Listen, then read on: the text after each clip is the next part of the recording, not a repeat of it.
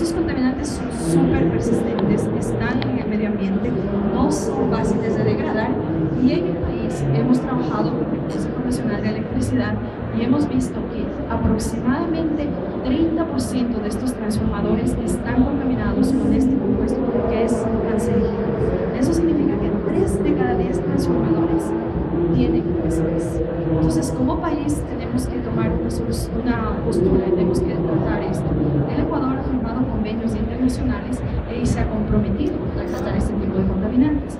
Desafortunadamente no tenemos esta tecnología aquí para tratarlos. Significa que toneladas de aceite contaminadas con este compuesto tienen que ser transportadas. Entonces, por ejemplo, Holanda, Japón tienen tecnología para tratar este contaminante, por lo tanto vamos a tener que transportar. Y ustedes se imaginan todo el problema que va a ser, por decirlo así, transportar aceite con este contaminante sabiendo que produce cáncer. Entonces, lo que ocurre en Ecuador es que estos contaminantes están a la intemperie y cuando llueve, por ejemplo, nosotros podemos ver aquí aceite y aquí hay un asentamiento del agua contaminada con aceite. Y esto, como dije, este contaminante puede producir cáncer. Entonces, ¿qué estrategia ambiental básicamente va a ser? Aprovechar de los agentes biológicos para tratar contaminaciones ambientales. Entonces, la gran ventaja es que este es un proceso natural. Entonces, nosotros lo que hacemos es, en mi caso particular, en lo que voy a presentar hoy, voy a hablar de bacterias y de algas. Entonces, lo que estas bacterias, estas algas hacen es comen estos contaminantes y de esta manera están limpiando el medio ambiente. Entonces, ¿cuáles son las grandes ventajas de estos procesos biológicos de remediación? Entonces, primero es un proceso natural. La madre naturaleza lleva haciendo esto por más de 100 años. Entonces, esto está ocurriendo, la naturaleza está tratando estos contaminantes. Los productos que se forman, en la gran mayoría de los casos, yo diría en el 98% de los casos, son productos benignos. Entonces empezamos a hacer in situ. Si existe una remediación, con hidrógeno, pero desafortunadamente no es así. Entonces, ¿cuáles son las desventajas? Las desventajas es que no todos los contaminantes son biodegradables. ¿Qué quiere decir esto? Que hay contaminantes que son extremadamente persistentes y no hay bacterias que son capaces de degradar. Hay bacterias débiles. O sea, yo quiero hacer una remediación, pero ¿dónde están las bacterias? Entonces, imaginemos que nosotros queremos remediar estos aceites que tienen los contaminantes que les decía, PCBs. Entonces, es mucho mejor encontrar las bacterias en el sitio donde ocurrió la contaminación en comparación con bacterias que se encuentran en el suelo de nuestro jardín. Entonces, lo que siempre buscamos trabajar son con microorganismos autóctonos, porque lo que va a ocurrir es cuando hay una contaminación, muchísimos de los microorganismos mueren, porque es un proceso, es un contaminante extraño, es un compuesto ajeno, nunca han estado acostumbrados a lidiar con eso, entonces van a morir. Van a haber unos pocos microorganismos que se van a adaptar y van a haber otros que más aún los van a empezar a degradar.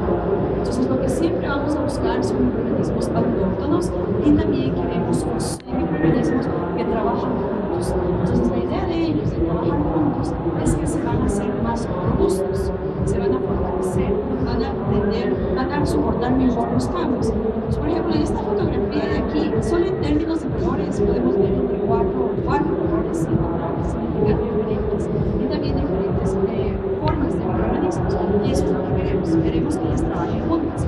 Es como nosotros vivimos en comunidad. Entonces, a mí me interesa trabajar con bacterias que transforman, por ejemplo, sulfato a sulfuro. Entonces, yo voy a estimular aquellas que van a hacer eso. Cuando hablamos de los procesos de remediación ambiental, podemos hablar de unos que se llaman mineralización. Y básicamente tenemos este compuesto, aquí tiene un anillo, tiene cloro y un grupo H, es cancerígeno, se utiliza como preservante de madera, se llama clorofenol. Este compuesto, por acción de los microorganismos, va a transformarse en fluoruro completos y se llaman biotransformaciones. Y en este caso, por ejemplo, tenemos el trinitrotolueno, que es cancerígeno, es lo que se utiliza para hacer pólvora y explosivos. Estos grupos que dicen NO2 se transforman con estos que dicen NH2. Entonces, en este caso hablamos de procesos de transformación catalizados por microorganismos.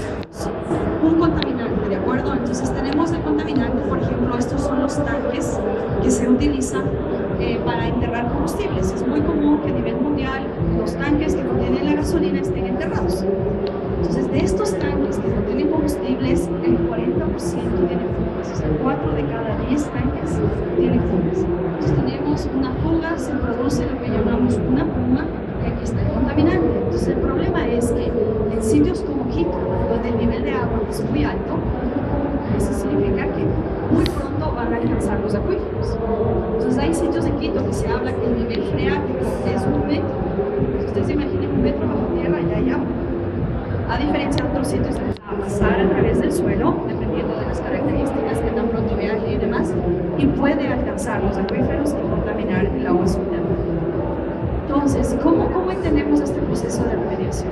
Imaginemos que el contaminante es una vela. Todos hemos prendido muchas velas en la vida. Yo llevo más de 30 velas prendiendo. Entonces, nuestro contaminante es una vela. ¿Qué es lo que yo necesito para prender la vela? Sube la vela. Entonces, el contaminante es la vela. La llama que consume esa vela son los microorganismos. Y para que este proceso ocurra, necesito aire. En este caso, los contaminantes puede ser oxígeno. Entonces, ¿qué es lo que ocurre con la vela? Yo prendo la vela y poco a poco se va consumiendo, ¿cierto? Entonces, lo mismo con los contaminantes. Las bacterias poco a poco van a ir degradando, van a ir transformando el contaminante. Si yo pusiera un vaso y tapara la vela, se apaga.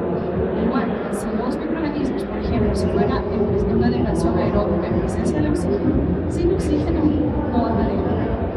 Entonces, esto ilustra un poquito más cómo funcionan los contaminantes. Entonces, aquí les voy a presentar lo que he hablado y he resumido. Entonces, esto es lo que yo llamo la Santísima Trinidad de la bioremediación. Entonces, básicamente es la relación entre el contaminante, los microorganismos y el medio ambiente. Entonces, para que el contaminante sea degradado, esta relación se llama biodegradabilidad. Es decir, yo puedo degradar un contaminante con agentes biológicos siempre y cuando existan esos agentes. Cuando no existen esos agentes o cuando la concentración de esos agentes biológicos es muy baja, se añaden microorganismos o se hace el proceso de bioaumentación, es decir, se les ayuda a las bacterias a que crezcan más y estén en las concentraciones adecuadas. La relación entre el contaminante y el medio ambiente se llama biodisponibilidad. ¿Qué quiere decir? Que para que el contaminante pueda ser degradado, tiene que estar disponible. Es como si a nosotros nos damos un chocolate. ¿Qué pasa si no abrimos la bolsita y sacamos el chocolate? No nos podemos comer. Es la misma idea. Entonces, el contaminante tiene que estar disponible para que las bacterias lo degraden. Si no existiera eso, nosotros como ingenieros le ayudamos al contaminante. Entonces, ¿qué hacemos? Añadimos surfactantes, por ejemplo, que son unos compuestos que ayudan a que los microorganismos, en este caso, se disuelvan, o añadimos solventes, o añadimos gelantes. La relación entre los microorganismos y el medio ambiente se llama bioestimulación. Entonces, básicamente se trata de que la temperatura sea adecuada, el pH sea adecuado, el agua sea la adecuada. Son organismos vivos. ¿Qué es lo que nosotros necesitamos? Nutrientes. Entonces tenemos que asegurarnos que los nutrientes, el nitrógeno, el fósforo y la vitamina estén en concentraciones adecuadas. Si hablo de una degradación en presencia de oxígeno y en ausencia de oxígeno, tengo que asegurarme que si fuera en oxígeno, el oxígeno está presente. O sea, como la vela, ¿no es cierto? Si no hay aire, la vela no se consume. Igual. Entonces, acciones en las que estamos trabajando de la biotecnología ambiental en el país, y en particular voy a hablar del Laboratorio de Ingeniería Ambiental, que es el que yo dirijo, y todo lo que estamos desarrollando en este laboratorio. Entonces, nosotros somos líderes en lo que es remediación ambiental. Hemos trabajado con empresa pública, hemos trabajado con empresas privadas, hemos trabajado con organismos internacionales como las Naciones Unidas, hacemos proyectos de investigación científica. Nosotros también damos servicios ambientales. En este caso había una posible contaminación con gasolina con hidrocarburo, y lo que hicimos fue tomar muestras de suelo y analizar y ver si había una contaminación. Entonces, dentro del laboratorio tenemos en la actualidad las líneas de investigación. Entonces, dentro del tratamiento biológico de fluentes, lo que hemos hecho es, hemos diseñado, hemos puesto en marcha una planta piloto de tratamiento de aguas residuales. aproximadamente 10 industrias en el país y les hemos asesorado. Entonces nos piden ayuda, van desde temas... ¿Qué son estos efluentes contaminados? Efluentes son unos líquidos, ¿no es cierto? Entonces, nosotros los producimos por nuestras actividades, tanto domésticos, el 90% de los efluentes que se generan en el país son descargados en cuerpos de agua sin ningún tratamiento. En la ciudad de Quito, todo el agua que nosotros hemos utilizado a lo largo de este día, por ejemplo, se descargó en el río Pachanga o en el río López.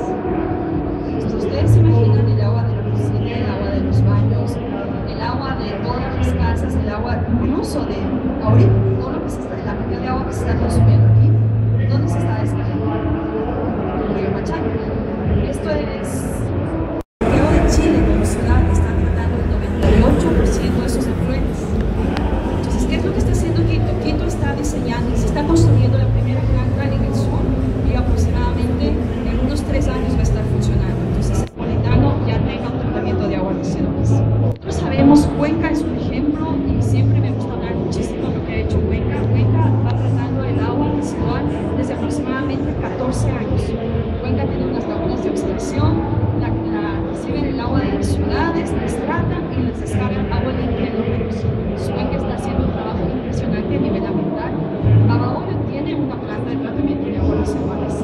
Manta acaba de instalar una hace 2 meses y San Cristóbal en Galápagos tiene una planta de tratamiento de aguas. Es la única isla en el archipiélago que cuenta.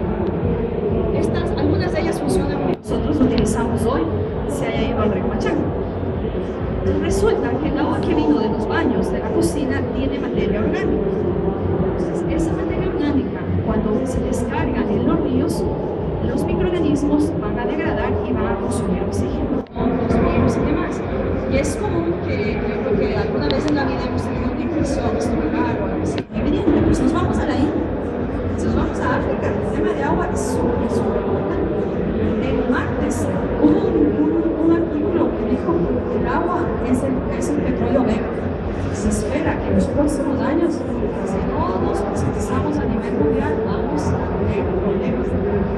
Entonces, esta es una tesis que hizo Jessica López. Esto es en colaboración con mi colega Rocky Peñafiel y yo trabajé en este proyecto. Diseñar una planta de tratamiento de aguas a escala laboratorio. Entonces, este es nuestro esquema. Entonces tenemos, aquí ingresa el agua, tenemos un sistema en ausencia de oxígeno, un reactor anaeróbico. Esto pasa a un reactor aeróbico y aquí tenemos un efluente libre que puede ser descargado. Una de las grandes ventajas de este proceso en condiciones anaeróbicas es la producción de biogás, en este caso metano, estamos hablando de la producción de metano.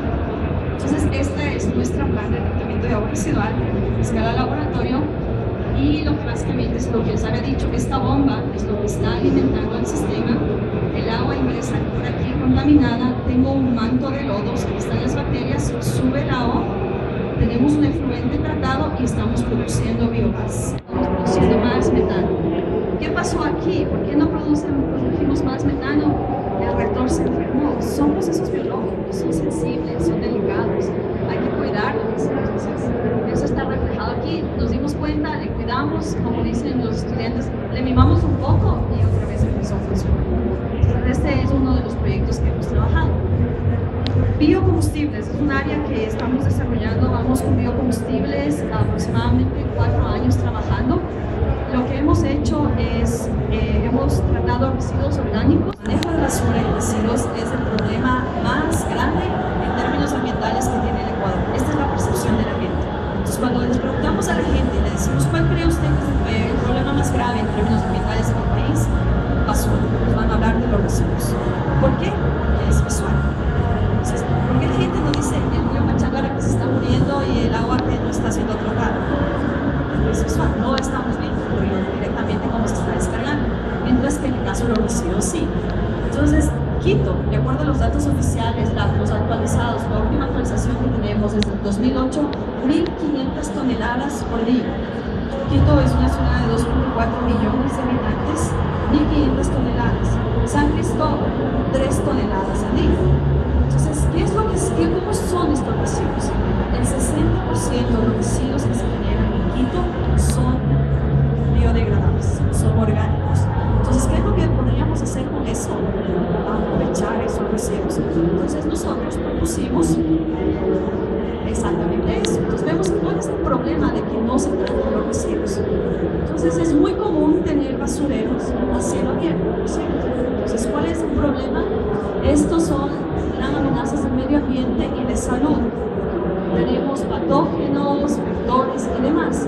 En otros casos, el relleno sanitario de Quito ha cumplido su función. Hoy por hoy estamos en el tope. Ya no puede aguantar más basura en el mundo. Entonces, ¿qué hacemos con todo eso? ¿Cuál es? Se empieza a acumular la basura, se hacen diferentes capas y la materia orgánica, como hay tanta materia orgánica, el 60% es biodegradable y se genera metano. Y es común tener incendios espontáneos. Adicionalmente, los olores desagradables y formación de lixiviados. O sea, por ejemplo, cuando llueve o estos son procesos líquidos, algunos residuos tienen un poco de contenido de líquido, se forman unos líquidos que tienen una elevada concentración de metales y eso se descarga en ríos. Entonces, ¿qué proponíamos nosotros? Decimos, no, hagamos biodigestores con estos residuos orgánicos. Y básicamente lo que hicimos fue, cogimos los residuos del mercado de tumbaco, entonces estuvimos ahí en el mercado, vimos cuántos residuos se generaban en cada uno de los puestos y montamos estos biodigestores. Entonces, en este caso son biodigestores de 4 litros, aquí están siendo tratados, este es con 5% de residuos de frutas y vegetales, 7.5%, 10% y 12%. Entonces, las bacterias son organismos vivos que tienen capacidades limitadas de degradación. Entonces, necesitamos saber de cuánto de residuos les doy. Es como que si nosotros nos pueden comernos 10 hamburguesas, o sea, honestamente yo no puedo comer 10 hamburguesas, una sí, pero más no. Entonces, también tenemos que entender cuánto es su capacidad de degradación. Y eso fue lo que estudiamos, que estamos midiendo estos sistemas para medir la producción de biogás. Y encontramos aquí, tengo la producción de metano con respecto al tiempo. En el caso de que tenía 5% de residuos de frutas y vegetales, 7, 5, 10 y 12, 5. Entonces, donde más biogás tengo, es decir, donde más degradación, donde mejor funciona el sistema, es aquí en el azúcar. Entonces yo digo, ok, voy a hacer un biodigestor y voy a poner 5% de peso de residuos. Y voy a asegurarme una producción de metano. Estos dos líneas en el tiempo 40 días y 60 días corresponden a alimentaciones. Entonces alimentábamos, veíamos cómo reaccionábamos, volvíamos a alimentar y así sucesivamente para entender mejor los sistemas. Repito, como les comentaba, actualmente estamos empezando a hacer un biodigestor de aproximadamente 1 metro cúbico en la granja de la universidad. Estos son 4 litros, son unos bebés, son unos chiquititos. Ahora ya nos escalamos y vamos a 1 metro cúbico. A partir de microalgas, entonces biocombustibles. ¿Por qué es importante el tema de biocombustibles? El precio del petróleo sigue subiendo. Existe a nivel mundial disminución de las reservas. Entonces, esto habla que existe en el país en la actualidad 2.500 pasivos ambientales. ¿Qué significa esto? 2.500 sitios contaminados con hidrocarburo que no están siendo tratados. Son pasivos, están ahí. Entonces, afecta el agua, afecta el suelo y evidentemente tenemos impactos en el ecosistema y en la salud pública. Nosotros, Río Napo, y estamos midiendo la presencia de hidrocarburos provenientes de la industria petrolera y desafortunadamente estamos encontrando hidrocarburos y justamente ahora estamos preparando una publicación sobre ello. Entonces, ¿qué hacemos? Ok, hablemos de los combustibles de segunda generación, obtención de biodiesel a partir de microalgas. Lo interesante de los biodiesel es que para poder ser utilizado no se tiene que hacer ningún cambio en los motores. Entonces, tranquilamente un motor que utiliza diésel puede utilizar uno que sea biodiesel, cultivando algas. Lo único que hacemos es crecer algas. Aquí tenemos, producimos el biocombustible. Las algas están siendo alimentadas como una fuente inorgánica de carbono, les alimentamos diariamente y hoy por hoy estamos súper felices porque tenemos 30% de líquidos. Cuando empecé a trabajar con este proyecto, que fue hace 2 años, en colaboración con la Universidad de Arizona, tenía 6% de líquidos y hoy tenemos 30% de líquidos y queremos mejorar, porque mientras más líquidos, mientras más aceites hay. ¿Qué es lo que estamos haciendo? Vamos a empezar en noviembre a producir ya el biodiesel y a ver si realmente podemos producir y cómo nos va. Entonces, el último tema del que les quiero conversar es de la Oficina de Innovación y Sustentabilidad. Esta es una oficina que creamos hace 3 meses y el objetivo de la oficina es trabajar en conjunto en la academia, la empresa pública, un reporte de sustentabilidad del social y el económico y vemos cómo estamos. Es decir, como que nos hiciéramos una radiografía. Es una organización americana que va a hacer seguimiento en sustentabilidad de las universidades. Primera universidad en Sudamérica en estar inscritos en este programa y actualmente estamos con el estatus de reporte, que significa que simplemente estamos reportando. Y esto es algo que nos tiene muy contentos. Aquí está un mapa de todas las universidades que están en esta universidad. El 55% de nuestras emisiones de CO2 vienen, adivinen de qué, de todo lo que nuestros chicos vienen a la universidad y vienen solitos en los autos, incluidos los profesores y el personal administrativo y los profesores. Es importante la basura, pero tener un mejor manejo de residuos. En un año esperamos tener un mejor manejo del 15%. La eficiencia energética. Consumimos muchísima luz. Es impresionante si ustedes vean las planillas de luz en general que se consume. La tecnología ambiental es una herramienta económica, novedosa, que permite tratar contaminaciones ambientales de la mejor manera y desarrollar procesos sustentables.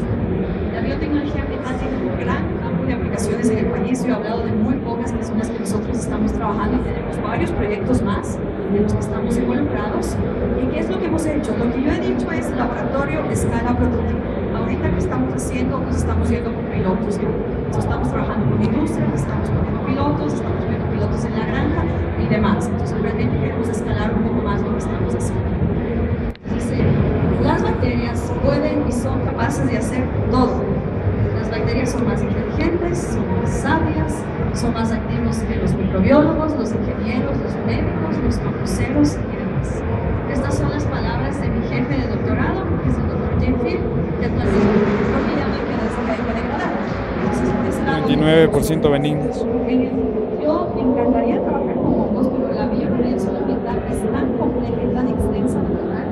Y yo tengo experiencia de aproximadamente 10 a 8 años trabajando con lo que es bioremediación bacteriana. Hace 2 años empezamos con lo que es algas y es duro. O sea, es durísimo porque es otro sistema. Las bacterias les acaban a las algas, les enferman. Entonces desarrollar, y ahorita estamos con bacterias de algas. Hongos me encantaría, pero no estoy trabajando. Cuando está el residuos. Entonces esperamos que estos residuos se degraden durante 40 días. ¿Y qué es lo que vimos? Vimos que a partir del día 20 ya no se producía más biogás. ¿Por qué? Porque se acabó el sustrato. Entonces volvimos a alimentar.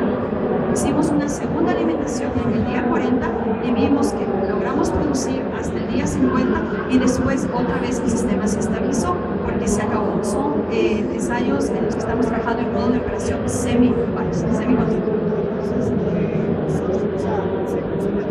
Nosotros volvemos a alimentar. Pero igual aumentaron al resto para controlar, o sea, aumentaron también los residuos al resto Sí, a todos. Sí. Hicimos eso en todos los casos. Entonces, ¿qué es lo que vemos? Hicimos una segunda alimentación en el día 60 y vimos que tuvimos más y otra vez se acabó. Entonces, esto a nosotros nos da ideas de cómo tiene que ser la alimentación y cada qué tiempo tenemos que alimentar para que sea un proceso continuo. Y pues, básicamente lo que sacamos en estos casos es la tasa de producción de metano expresada en litros de metano por kilogramo de sólido con respecto al tiempo. Entonces, en base a eso, nosotros sabemos, tenemos que alimentar cada 1.2 días, cada 2.5 días y así. Una de las cosas que están haciendo ustedes es usar consorcios microbianos para un montón de cosas, ¿no? En países industriales y green chemicals tratan de no usar consorcios microbianos porque son muy complejos, ¿no es cierto? ¿Cuál es tu opinión sobre esto? O sea, deberíamos estar buscando las enzimas, o sea, las rutas metabólicas, porque incluso son más patentables. Mi opinión personal. Entonces, es lo que mucha gente dice, si las bacterias producen las enzimas que degradan los contaminantes, ¿por qué no solo producimos las enzimas y no necesitamos bacterias y no tenemos problemas que se mueran, que se enfermen y demás? Eso es muy costoso. Entonces, en países industrializados, ellos se pueden dar el lujo de hacer ese tipo de inversión. emisiones.